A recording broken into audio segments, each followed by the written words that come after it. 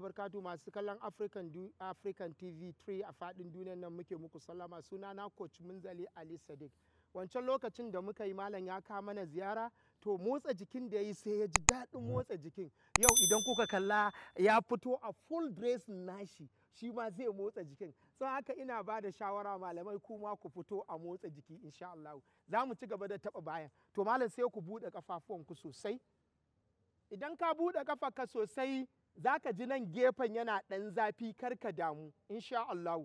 Sai ka tura hannunka sosai guda 10, 1, 2, magidanci sai ka sa iyalinka su ɗan danno ka ko kaka 3, 4, aje kawai malam 5,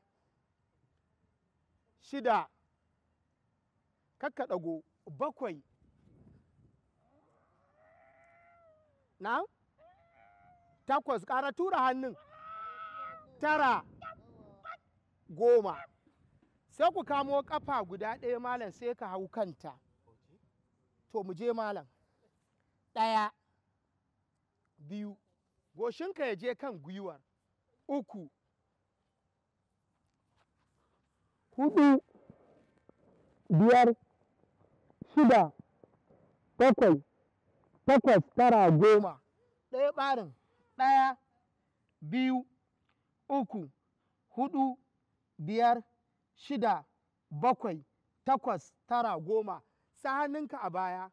1, ya ringa taɓa ƙasa. 2, 3, 4, 5, 6, 7, 8,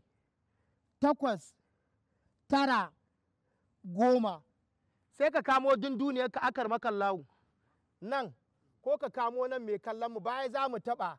Sai goshinka ya je ƙasa iya inda za ka iya, in ba zai yiwu ba iya da zai samu. 1, 2, 3, 4, 5, 6, 7, 8, 9, 10. Sai ku tankwashe ƙafa ɗaya. Masu kallon mu kaga inda na yi, sai ka sa haka. Sai mu je 1, 2, 3, 4, 5. Sai ka ƙara tankwashe ɗayan mai kallon mu.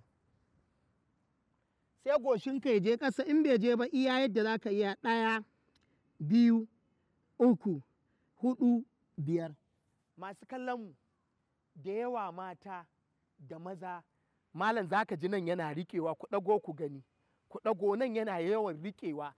Iya hakan za ka zauna. To za mu yi training ɗin da in Allah ya da ba tare da ka sha magani ba, riƙe wannan wajen zai daina.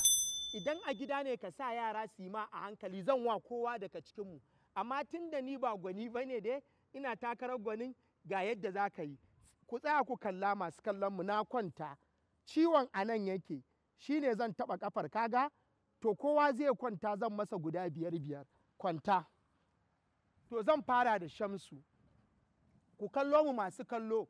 1, 2, 3, 4, 5. To zan wa malam a hankali. 1, kaji ko malam? 2, kana ji? 3, kaji malam? 4, 5. 1, 2, 4, 5. 1, 2, 3, 4, 5. Malam sai ku juya. Kash, lokaci ya cin mana. Mu koma sati mai zuwa. Za mu ci gaba da taɓa muku ɓangaren nan, in Allah yadda za ku ji daɗi. Wassalamu alaikum wa rahmatullahi ta'ala.